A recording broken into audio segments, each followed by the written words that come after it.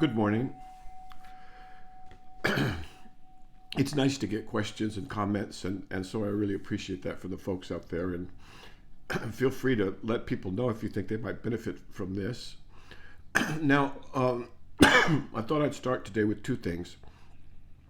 One is to continue the introductory book series, in which I present books that I think would be good for just lay people that are just starting out or early beginners. And the second one we'll get to in a bit. So I forgot completely about David Hawkins. David Hawkins is a very interesting and in his time a very prominent psychiatrist who went rogue, went off the ranch and started doing spirituality, both by necessity and by his natural inclination. He'd had an awakening experience fairly early in life, and he wrote a number of books, all of which are excellent. Let's start with this one. It's called Reality and Subjectivity, David Hawkins. This is especially good for Westerners, I'd say, and Abrahamic Westerners. So this is a very good book, but you can get it in paperback. I don't know if it's on Audible, but if it is, try it out. The second book, this is, I think, was his first one, Power versus Force. And in this book, he talks about the difference between these two and how force is used by people who don't have power. By power, he means, personal power and more, spiritual power, etc. The Hidden Determinants of Human Behavior.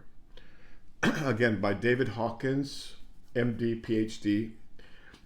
And we could talk a little bit about it because he also went into kinesthesiology in manners that I'm not sure is going to help people that are outside of that particular field. And then we have Healing versus Recovery by the same author. And if you can find a long YouTube of his, like at least 40 minutes, unfortunately they all got taken off the internet and monetized, but anything you could find by him that's of any length is recommended as well. But this book, Healing and Recovery, is more about the psychological issues and spirituality, which I'm going to get to in a bit. And then finally, The Eye of the I, from which nothing is hidden. The Eye of the I, a play on words. I really wanted to recommend David Hawkins fairly strongly. Smart guy, very dedicated, and a prolific writer, and accessible. I don't particularly recommend the kinesthesiology parts for a number of reasons, one of which is I'm not a kinesthesiologist. But you don't need to focus on that part. Just focus on the psychology, the psychiatry, the character studies, and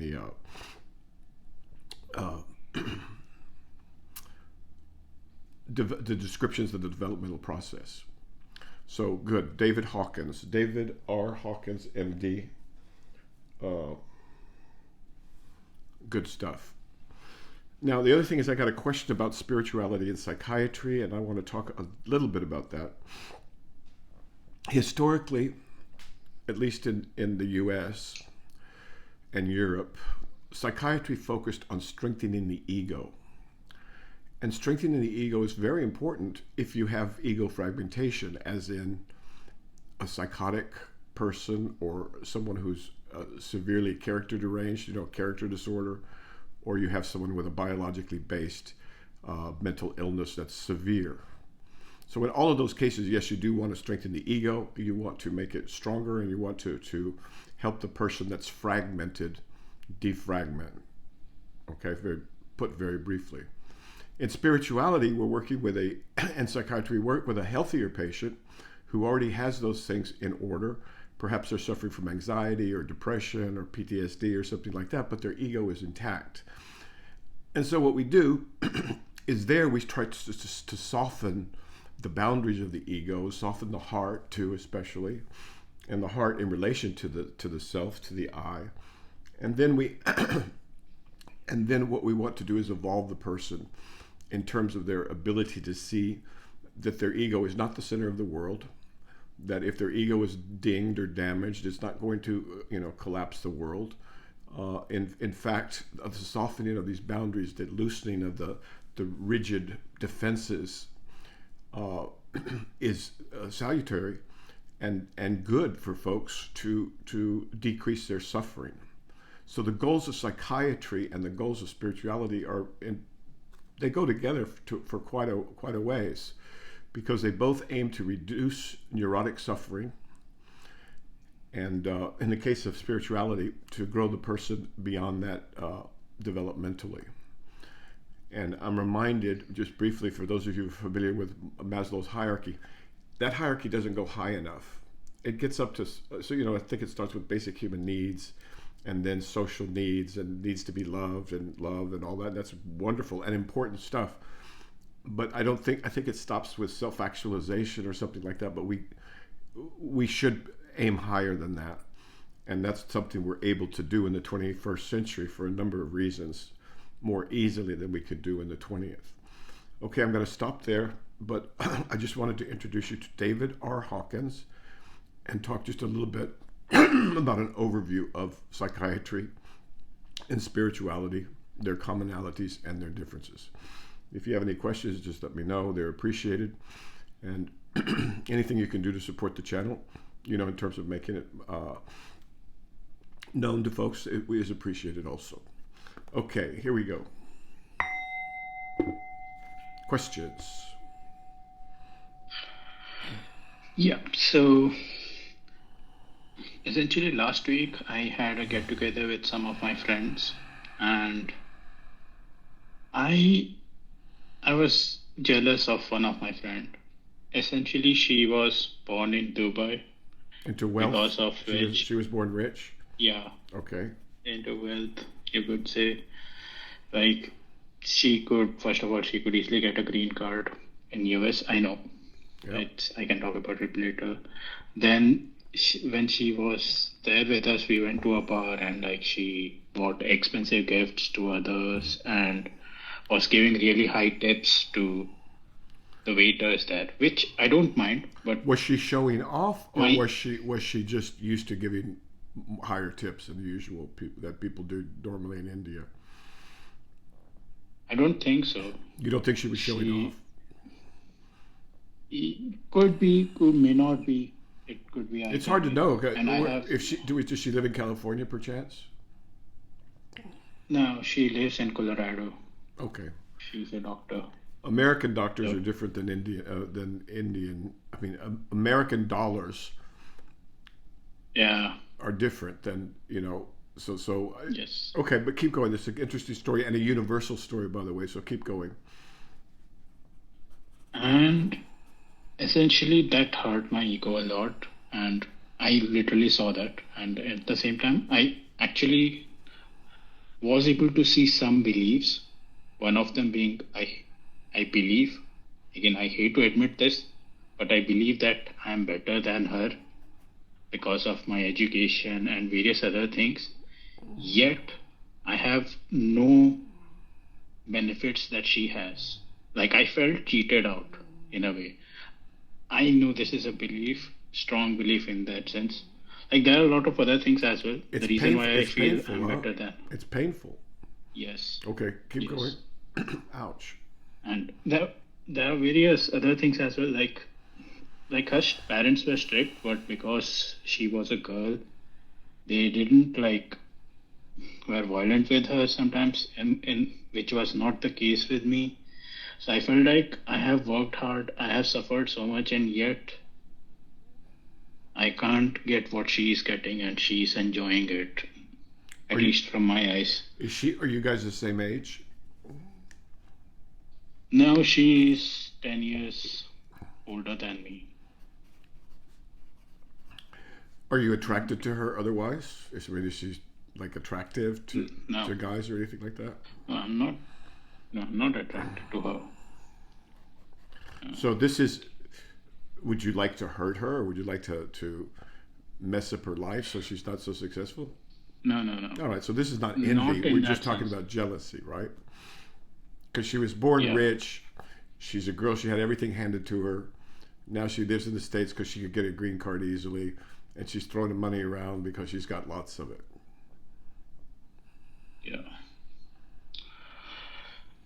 Yeah, and I feel like these kind of scenarios will keep happening in future. through this or some other way. There could be some beliefs that would get hurt. And to top that off, Okay, you think they're going to keep happening in the future, right? Is that what you just said? Okay. Yeah. So Let me ask you something. Wealth, like everything else on this earth, is relative.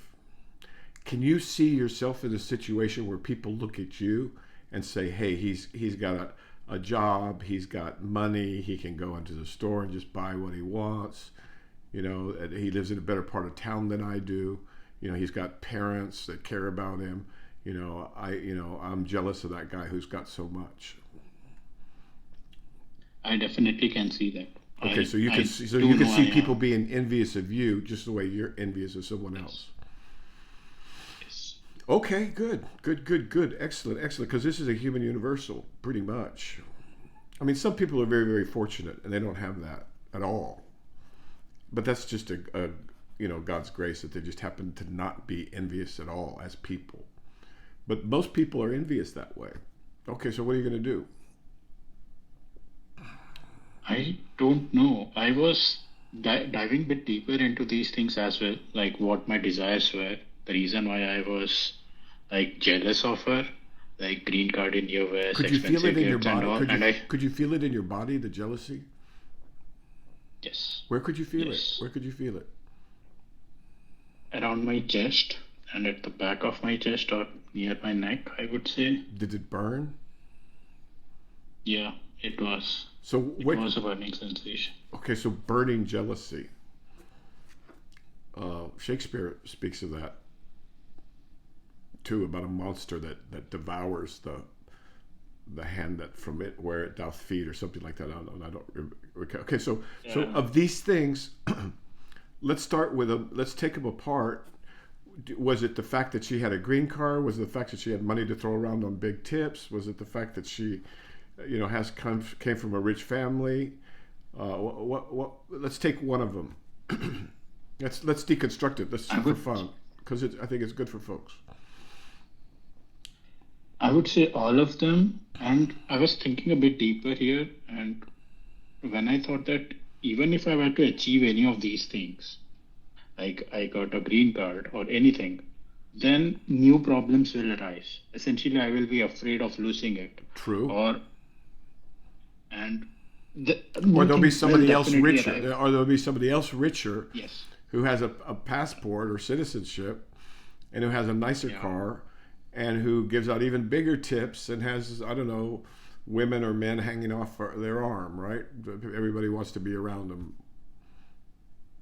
I hate this mostly because my mind portrays it as it is the only way out of my misery. Yet I know it is. What's the only way out of your misery? What's the only way out of your misery? Misery. What's the only way out? Mind achieving these goals, getting a green card or being able to put on some lavish parties or anything. So you could see how that could possibly motivate you also. It could. It's essentially desire. This is desire and... It's more than desire. It's desire and comparison. Yeah. Okay. And it's a painful emotion. If you don't achieve it. And even if you achieve it, then fear comes up. You are afraid of losing it. True. Very wise. Good. It's like you won't have satisfied life with this. It's like you have very astute. Yes, you can't have a satisfied life if you're driven by envy and many other things. But if envy is what's driving you, you'll never have a satisfied life. And these are conditioning as well. And these things I don't have control over. I can literally have people who are from poor family who are performing way better than me, had to do a lot of hard work, yet they can't be here where I am just because of circumstances. So you're saying that you relative to her is like other people less fortunate than you relative to you. Yeah. Okay. Yeah. But what can I do? What can I do with this? Should I just? Well, you've done a lot. You've done a lot, which is you've acknowledged it. you've seen it, you've named it, you've labeled it, you've found it where it is in your body, right? You know when it'll rise again. You understand that it's pretty futile unless it's going to help you, motivate you to work harder or get a green card or whatever else you need to do. But you've identified this as an undesirable emotion. Okay? So now, all you really need to do is acknowledge that it's there. Don't judge it. Right? You could think about it a little, contemplate it, and say, hey, if I feel this, I mean, other people must feel this about me too. And things like that. Just generally soften it up around the edges. But then what you do is you just watch it. Just watch it. That's all you have to do, because it will pass. And every time you do that, rather than, go out and, I'm not saying you do this, but rather than go out and get drunk or go out and, smash a window or go out and kick the dog or something, without acting it out or in displacement or any other way, if you could sit with that feeling and feel it, try and feel it more, actually. See if you can get it to expand. And watch it, study it, learn about it. This is an important facet of your mind, and it's very common in many people. Don't try and wash blood with blood. Don't judge it. Study it. And every time you do that, because this won't be the last time you feel jealous, I guess, right? Because it's not envy, thank God. Then the next time you do it, it'll be easier. And the next time you do it, it'll be easier. And then you'll be able to just walk down the street and you'll see somebody in their, their new Maserati or whatever, not Maserati, their new McLaren. And, they've got the whatever you want in the other seat. And you could start to feel it even as it approaches. Okay, so one of the things that Eckhart Tolle does, although that's not put in a completely, in a complete theoretical framework, but I think it's very, very useful.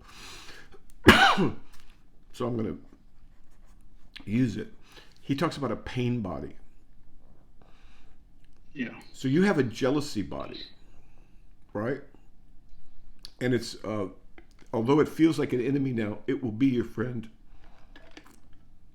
because it's going to teach you about your mind. And so when the envy pain body or the jealousy pain body approaches,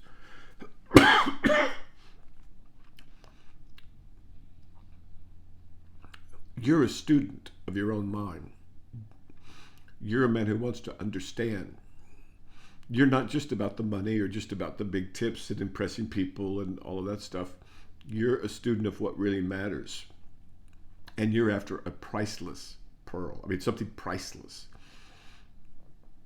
More than money, more than green cards, more than fame, more than anything you can imagine. Because knowing what you are, who you are, where you come from and where you're going, what the purpose of this life is, and having that peace, that patheth understanding, that, that as someone said once, that will be yours. So you're going after the big prize. So this little bitty jealousy monster or pain body, right? It can come, but it's only coming to teach you about your mind. And so you make friends with it. You don't try to banish it. You don't try to get rid of it. You don't try to fight it. You want to study it. So it'd be like you're a biologist and you're studying, some rare, tree animal, and it only comes around every so often, and if you see it, you're lucky, because now you get a chance to study it. You see what I'm saying? So you become a scientist of your own mind. Here? Go ahead. What do you mean by studying here? Like, if I were to study this, then wouldn't that lead to another train of thoughts? Yeah. Or wouldn't that just continue that? That's the whole point. Yes, it would lead to a train of thought. You wouldn't be thinking about envy. You'd be thinking about, wait a minute, how does the body burn? How does envy burn my chest and my back? How big is it? How long can it last? What does it feel like? What happens to the rest of my thought when that particular pain body, that particular creature is there? So you turn from being a victim of jealousy to being a scientist of jealousy. And I'm saying that to you because you're a smart man And you're smart and you're an introspective man. So you can do this. And I'm not sure I'd give the same advice to everybody, but I'm saying for you to study this the way a scientist would will, I don't want to ruin it for you because it could be really cool. All right, so study this painful emotion, I have been doing this for some other painful emotions, especially like having anxiety at night because of some reason or another. Okay. I had one thing. That's regarding harder. that. Anxiety's harder, by the way. Anxiety's harder than envy. I mean, jealousy. Sorry, I keep saying envy. Go ahead. It's way too strong.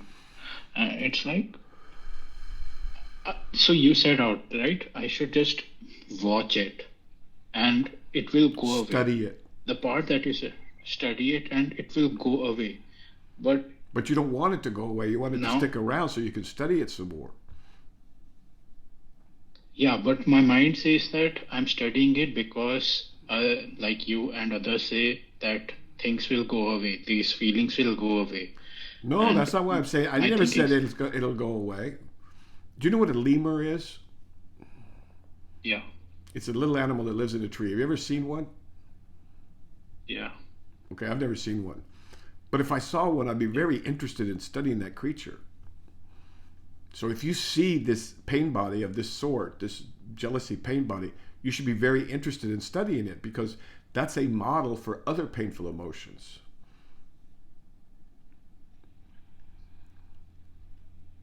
Right? Okay. And it could be, who knows, it could be the foundation of some kinds of greed. Or it could be the basis of some kinds of lack of generosity. Or there could be some features of it that are really just impatience because you know you're going to get there, but you aren't there yet. And so you become a student of your mind. You become a student of reality. You become a student of truth, right? So you don't want to get rid of it. No, you want to hold on to it as long as you can. Do you feel it right now? No. Okay, why not? Not share this. I feel it slightly, but not too much because right now. Hold on to it so you can study it. Got it. Scientists are not victims, ever. And you are a scientist of your own mind.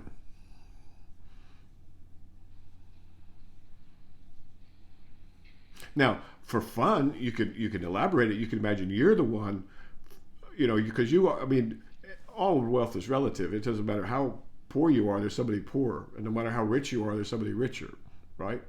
Or somebody's got a better birth or a better whatever, right?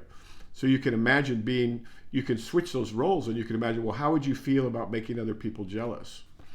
How would that make you feel if you thought you made other people jealous? They won't like it. No, how would you feel? Won't like it. How would you feel if you were making other people jealous?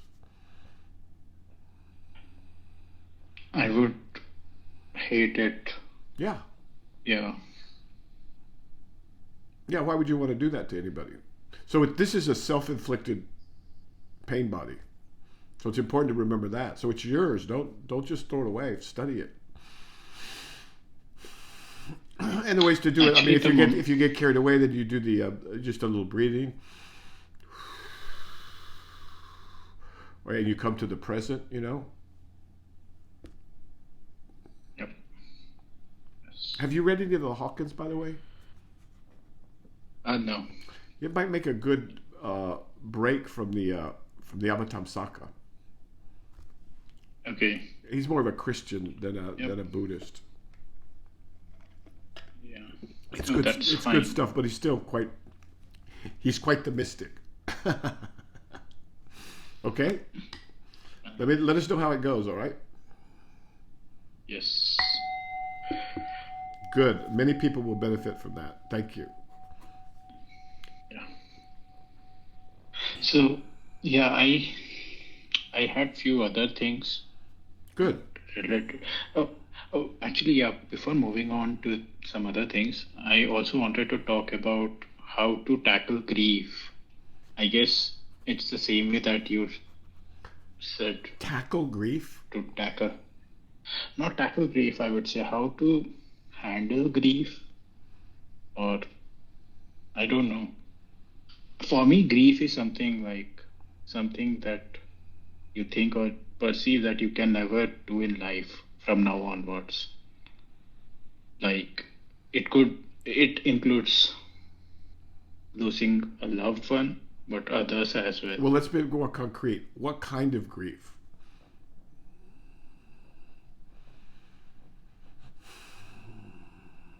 About Let's make it real. Don't make it losing abstract. Don't make it hypothetical. okay.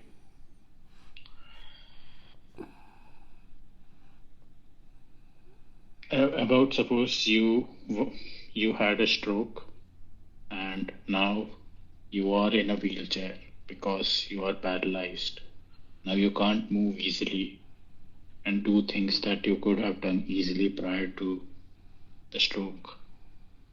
How do you deal with that? Slowly. How do you? But that's a hypothetical.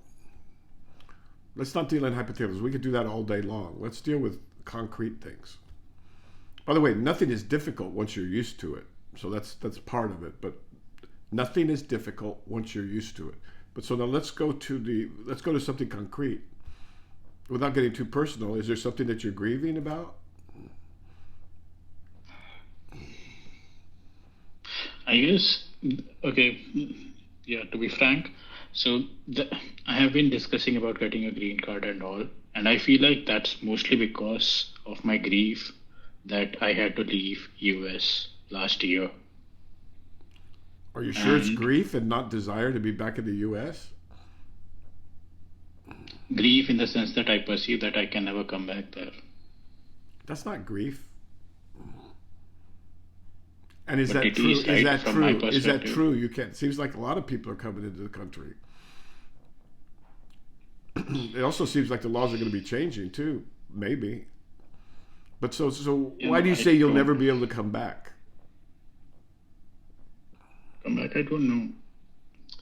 Is that an adaptive It's thought or is that a neurotic thought? neurotic thought, I would say. Okay, so yeah, it's not easy. Let's say it's not easy, but if there's a will, there's a way. Yeah. So that kind of thinking, that's stinking thinking, right? That's thinking that just does nothing but get in your way.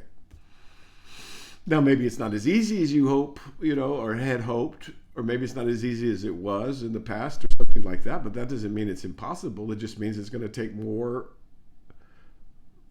discipline, patience, effort, knowledge or insight, contemplation. It's just going to take the paramitas again. But the attitude that I'll never get it, that's the attitude of a child, no? Isn't it? Yeah. I mean, it's like I'll never It get. is, but I want this toy and I'm never going to get it, and so I'm going to go sit and I'm going to go. Because first of all, it's not yeah. true, is it? Yeah. Is it true? Okay. Yeah. Is it true? I don't know. Okay. I will never know. Is it true that it's impossible for you to get a green card? Not necessarily. And What if you go? How is it? I Is don't. Canada more difficult or less difficult? It will be difficult, more difficult, but Canada's more difficult. sorry. Canada is more difficult. Yeah, and Elon couldn't get a green card, remember? So he had to go through Canada. So did Chamath, right? yeah, but But what? yeah, I don't think so. Yeah, I think it's no. We can discuss other things. Okay, all right. But get some expert advisors too, because if you're just making things up and saying it's impossible, it may be that you don't know enough, and you're not being patient enough, and you're not being strategic enough. So that's something that you said, right? Getting some expert advice. Yeah. I'm actually afraid of doing that. And the reason I'm afraid of doing that is I don't want to hear the bad news, or I think that Okay, so there that, will what do you just be call bad that? news. What do you call that? Yeah. Negative thinking, That's avoidance. worst case. That's a neurotic defense mechanism. Okay, so let's talk about avoidance as a defense mechanism. I don't want to have to deal with it because I might get bad news, so I'm not going to deal with it. And then you say it's impossible, all right? Now, all you have to do there is imagine somebody else. Somebody else comes to you. They say, I can't get a green card. And you say, why not? Why don't you get us some expert advice? And they say, well, because I don't want to get expert advice. And you say, well, why don't you want to get expert advice? Because I don't want to hear any bad news. What would you say to that guy?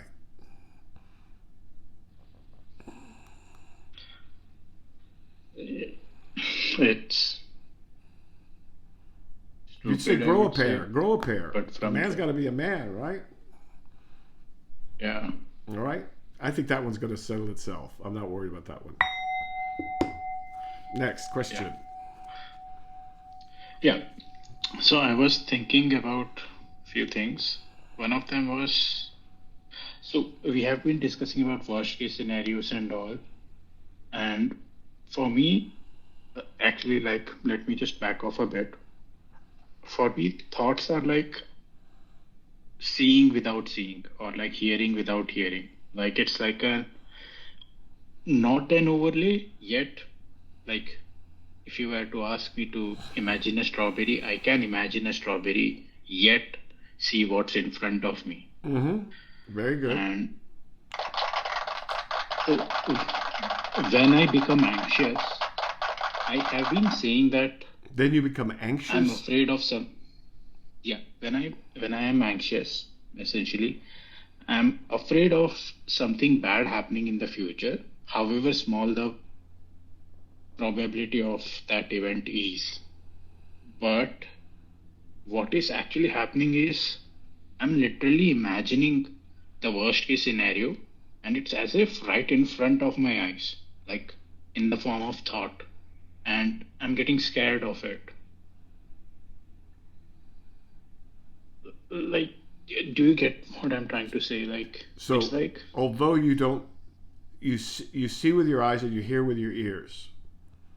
You're telling me you think with your brain and you have these thoughts, and you're more afraid of your thoughts than you are of what you see with your eyes and your ears. yes. Okay, so you're I scaring yourself. actually You're believe scaring it. yourself. Yes, that's one end of the spectrum. That is the other end of the spectrum as well. It's like daydreaming. You have a fantasy land about something, and it's also thoughts right in front of your eyes. Like, you can literally imagine in front of your eyes and just ignore the reality. Like, So what's the question and what's the problem? there are various problems with this. First of all, thoughts have like a fantasy advantage, I could say. Like, They're always in the future, right? you can You're have always it. fantasizing about something in the future. You're not fantasizing about something in the past, right? Is that what you're telling me? Yeah.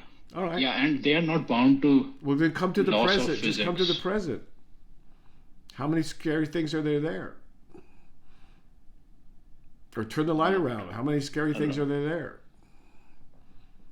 Not a lot. There's none. And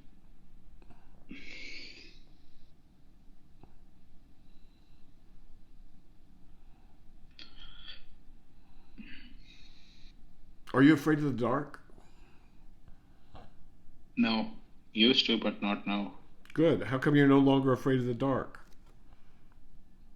I got used to it. Yeah. And now you're not afraid of it.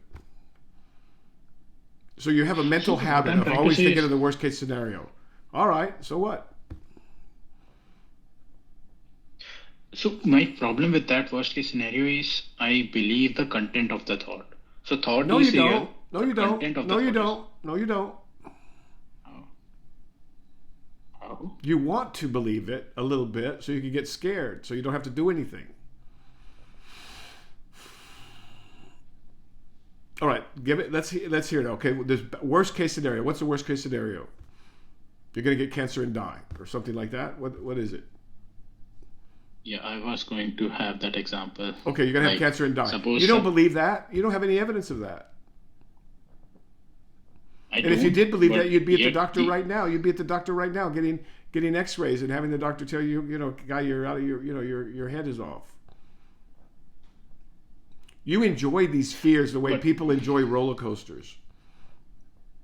but it doesn't feel like I enjoy it. I know that, but that's just because you haven't. Your attitude towards it is fixed. You're saying, well, this is bad. This is something bad about my mind. I'm a victim of my mind. I'm going to suffer. I'm going to think about cancer and I'm going to die and I'm afraid of it. And so now I have to suffer. You could just as easily change the dialogue and say, oh, I really enjoy negative fantasies the way other people like horror movies, or they like roller coasters, or they like reading the newspaper where they hear about people die in fires or they die in car wrecks. It's an indulgence. You're indulging yourself in your fears.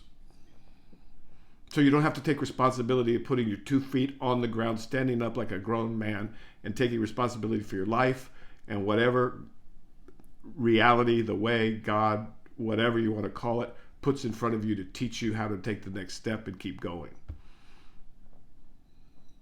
You're being ungrateful. There's no problem in your mind that you can't fix with mind.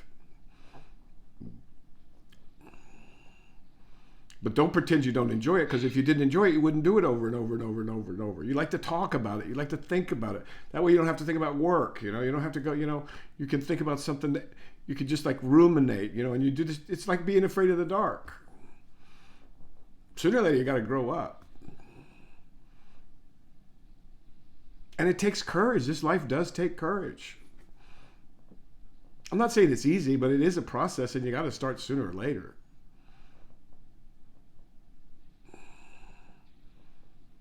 See, because if you're emotionally erect, then you don't have to work. You don't have to take responsibility for reading Sutra. You don't have to take responsibility for making sure you're doing a superb job at work so you get ahead. You don't have to take responsibility for going to talk to lawyers about your green card. You don't have to take responsibility for anything because you're a victim of your mind. So don't say you don't enjoy it. It's an excuse to not face reality. Does that sound harsh? I hope that doesn't sound harsh. I'm trying to help you. No, that's But to live in that fantasy is like living in the past. Living in the future, living in the past, they're both neurotic, and they're both ways of avoiding what's here right now. And what's here right now? Me talking to you. What else? Everything. This whole universe. Everything that's real is here right now. The one who's aware of it. Hmm? And whenever I see the one who's aware of it. Be here right now. Be here right now.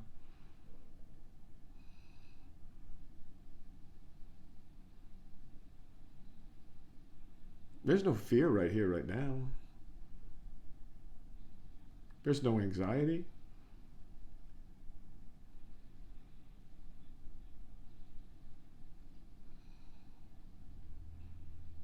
And now is always here.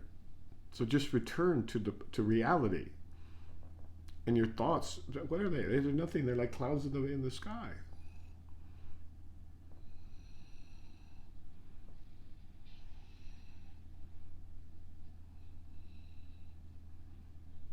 See, it's one of the ways that you're defining yourself. You're defining yourself as, I'm an ego that has these features.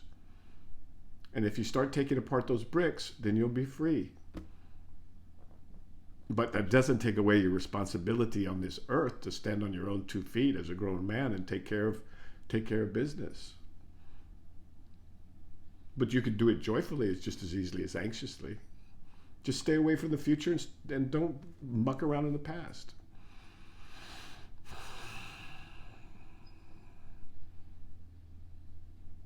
Have you been, okay, I'll leave it at that. Let's go.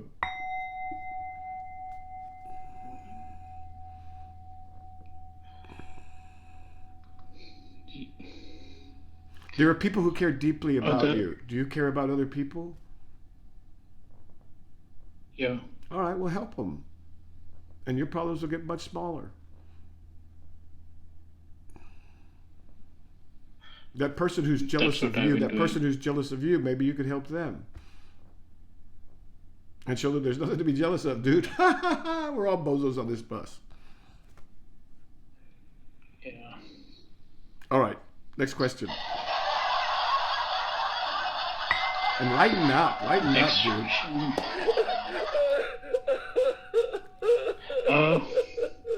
Lighten.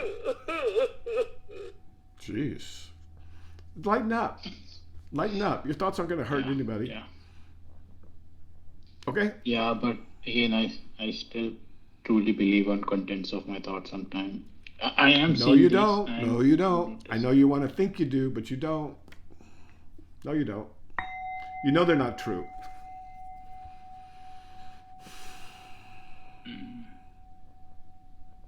I still don't know who is doing that, who is choosing it, who is choosing to believe these things. We'll find out, okay? Yeah. Good. Next question. Have you been reading any Avatar? Have you been reading any Flower Ornament? I couldn't read last week because I was out. Okay. Oh, you've been. But You know that. But I'll restart. Being around family causes regression. Being around family that you're not around all the time, and even if you are around all the time, causes ego regression. People go backwards when they go back to visit their parents or whatever, unless they really get more evolved, in which case they're quite able to handle it. All right, well, give me a page number. Let's do a little bit. Okay. You need to get your mind out of that muck and into into reality, the realm of reality. Do you want to go to the realm of reality? Sure. Yeah. Now let's go someplace else. Where do you want to go? Where are you? Let's go to where you are. Page 238 in the flower bank world. All right. 238. Yeah. Read some Hawkins. You know what might help you is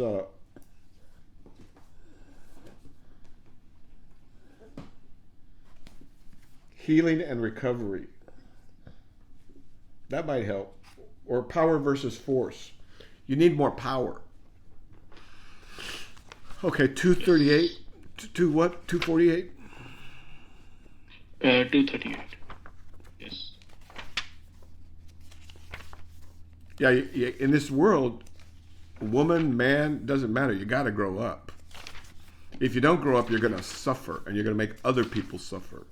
And some people have parents who have not grown up. And those parents suffer, and then they make their kids suffer. All right, why don't you start reading? Give me a second. Yeah. 238. Yes. Why don't you start with the next to the bottom paragraph on 238? There is many such seas as atoms. Okay. There are as many such seas as atoms in unspeakably many Buddha fields. You're okay, right? You understand that? Wait, stop. You're okay. You realize that I'm just trying to buck you up. I'm not trying to. Okay, good. Yeah. All right. Here we go. The one closest to the surrounding mountains is called Intense Flame Cloud Banner. Its world system, called Array of All Lights, is composed of the sounds of the beings assembled at the enlightenment sites of all Buddhas. At the bottom of the system is a world called Pure Eye Adornment. Its Buddha is called Diamond Moon, illumining the 10 directions. Above this, past as many worlds as atoms in 10 Buddha fields, parallel to the world Diamond Banner, is a world called Qualities of Lotus Blossoms, with a Buddha called Greatly Energetic, Well-Aware Mind. Above this, parallel to the world Endurance, is a world called Tense Arrays of Diamonds, with a Buddha called Shala King Banner. Above this, past as many worlds as atoms in 7 Buddha fields, is a world called pure ocean adornments, with a Buddha called incomparable virtue which none can conquer. All right, thank you. Just a little bit of that every day is nice. Like mouthwash for the brain. Okay. Questions about anything? Okay, so the next So you're living in question this was, tiny little world. You're living in this tiny little cramped world, with fear and this and that and my body and money and green cards. It's a tiny little world like this. But reality is like, you got to get open this thing up and just enjoy the cosmos that you've been given, rather than this little mental prison. You're like that monkey in a cage on coke and steroids, banging his head around like, oh my God, what about this? What about that? Da, da, da, da, da, da. Just open the door, step out of the cage, and right? I actually do feel the same. And yeah, during last week, for the first time in life, I was dancing with other friends. See, now Otherwise, you I go. wouldn't There dance you at all. go. Now let's talk about that. Dancing. That's excellent. For the first time in your life, you were dancing. You should Yeah, probably and dance every day. when I was If that's the dancing, case, you should probably be dancing every day. Put on some music and dance every day, just like the Sutra. so prior to that, the reason why I wouldn't dance was I was afraid that I wouldn't be able to impress others or what others would think. To hell with But other this people. time, Yeah. I was fully present. I just Bravo, wanted to. bravo, bravo, bravo. You were fully present. It's like when I'm working at something, right? I'm at my work and it requires a lot of concentrated effort. I'm fully into it. And I know I can solve a lot of things where I'm not worried about anything in this world. And That's I the power really of enjoy it, to concentration. be honest, because there are no thoughts. Dance every day. It's good for you too. I mean, good for your body, good for your mind, good for your soul, good for your spirit. Dance a little bit every day. Read a little flower ornament and do a little dance. Do a little dance. Yeah. Da, da, da, da. Never mind. Okay, good. That's great news, man. Yeah. So you have never danced before, you said, because you were afraid. Afraid about what others will think of me. Does that make you It's want to totally, cry? but Doesn't yeah, that make you want to cry? I did. Yeah. Like it was like I mean, think about I somebody was else. too Somebody else. digit. Think about some kid, right? He wants to dance, but he's afraid to Yeah. dance because he's worried what other people will think. And then one day his heart gets stronger and he stands up on his own 2 feet and he dances and he doesn't care what people think. See the extra freedom that he's getting? It's a beautiful story, man. I'm really happy to hear Yeah. that. Really happy. That's progress. Okay, let's get to some wrap-up questions. Yeah, wrap questions. I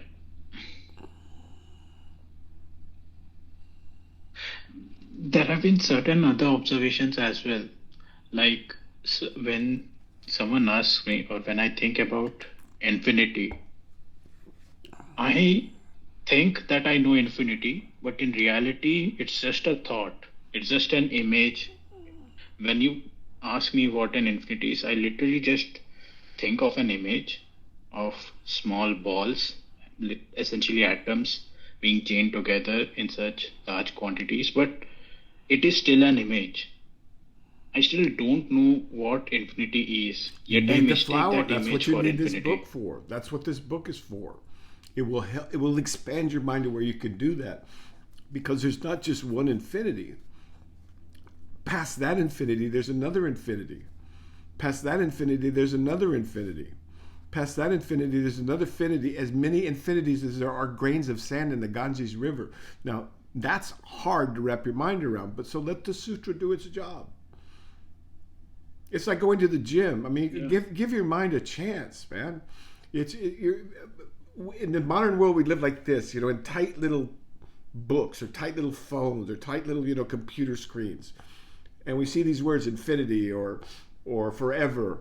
or love, for example, but we don't know what they mean. We are addicted to the words and to the images. So let the sutra do its magic.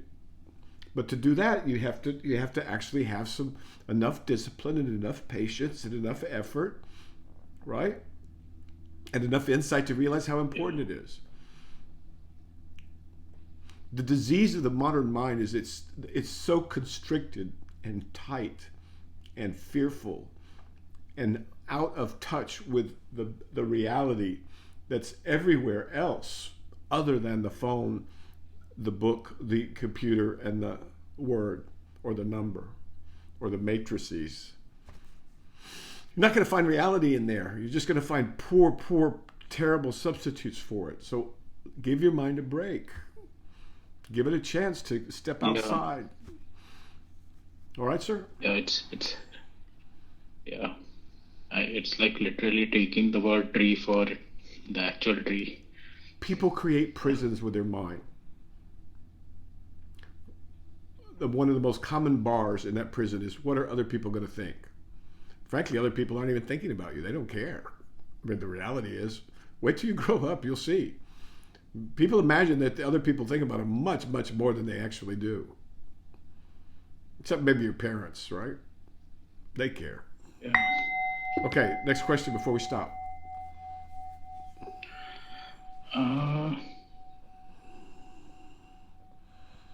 Actually, no, nothing more. Like there were some others, but this will take a lot more time. Yeah. Oh, how do you know? Let's see. Well, let's see one. Are there any from the books? Anything? No, not from the books as such. But one question was, how do I know someone is aware of their senses and not just mimicking those behaviors? Like I know I am aware of things because I can see things. I can feel my senses and I can like see my thoughts or be aware of my thoughts. But from my perspective, there is no way to know whether you are aware of your feelings or thoughts or anything. Okay. The answer to your question is you can't.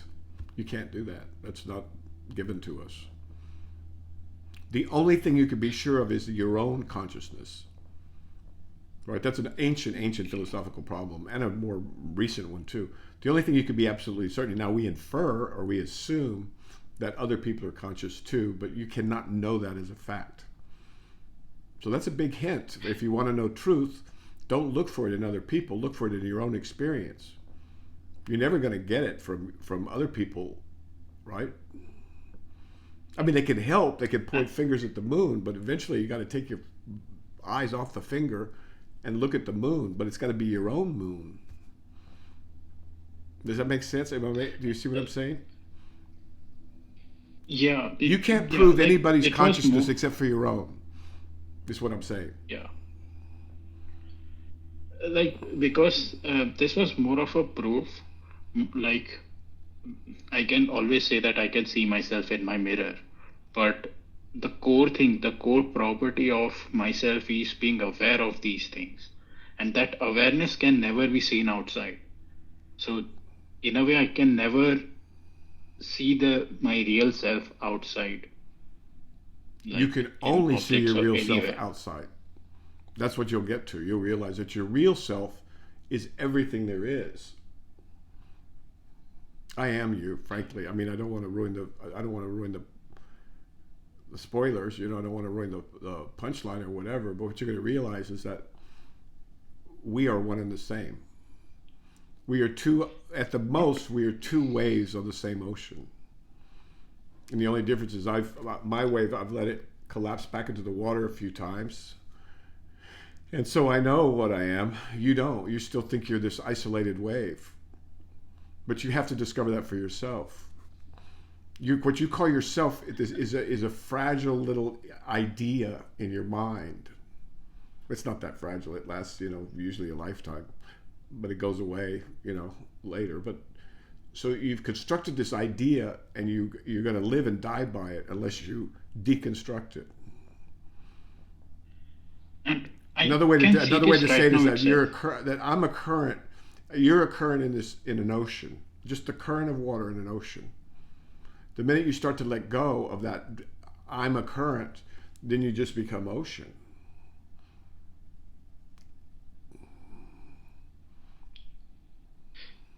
But you need to do That's more the work. thing. Okay, it The sounds like you've plan. been away. You've been partying, dancing around, going to bars, hanging out with beautiful people, all this and that. So you need to get back to work too, right? Both.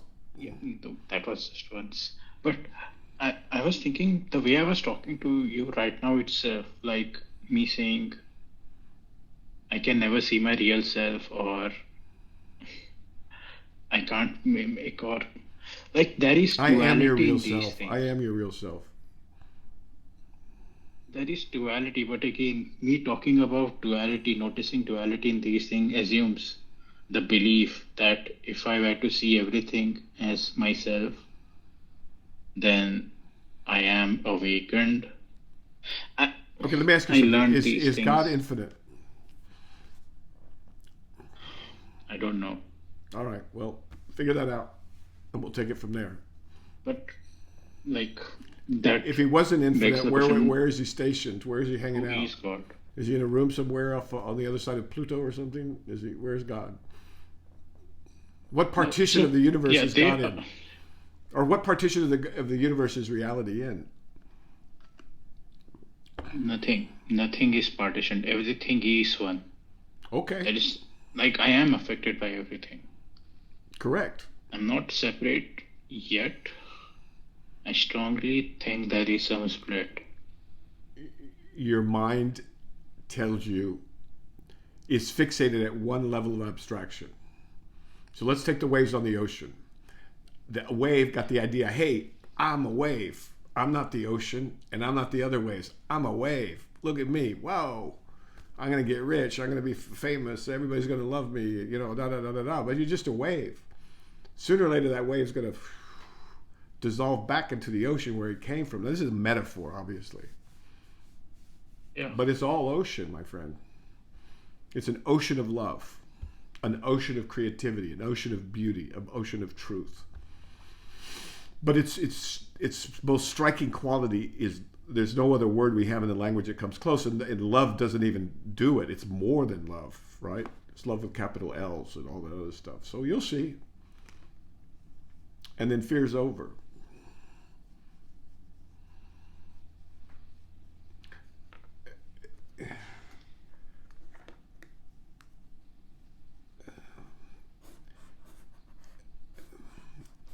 As you get old, like I am, you start to feel like you're in exile by being on this planet.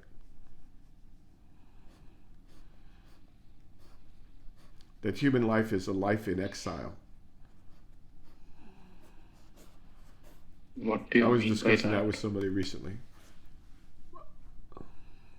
Well, home is an Life in it. ocean of love and peace and beauty and joy beyond anything you can imagine. That's home. And living as a human, to some extent, you're in exile. But it's okay. It has an end to it. And then you return to the ocean from which you came, the ocean of love from which you came. This all makes sense, but you got to keep at it. All right, sir? Okay. Vaya con Dios. Get back to work. Get back into Bye. the good stuff. All right. Take care. Ciao.